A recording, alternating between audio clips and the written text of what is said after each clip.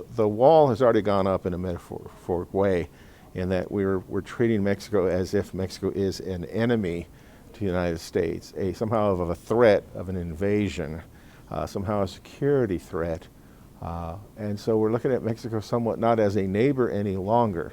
And the problem that we're dealing with that is that many people and many states, including Arizona, looks at Mexico still as a neighbor, as a friend, as a trading partner, and cross-cultural, and it's very different than perhaps as Washington looks at Mexico. So it's an idea of let's have discussion, but instead what's happening is executive orders are coming out without any kind of discussion, without any feedback, without any input, and that's why we're running into what we're running today, which is quite a bit of a pushback from many different sides.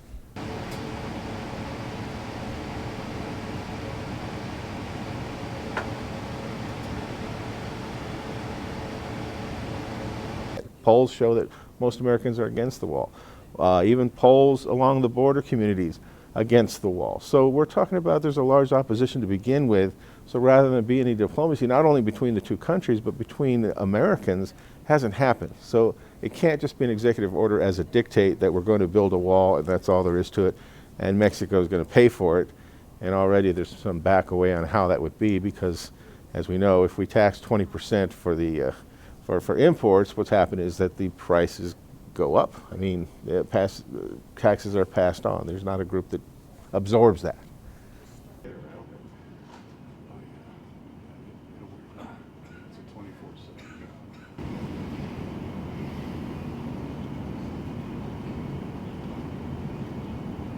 Well, yeah, I mean, the tariffs, of course, would be devastating, because no one's going to come across if they're going to have to pay more. The United States benefits more, I think, from commerce, for shoppers crossing the border to shop in the United States and going back.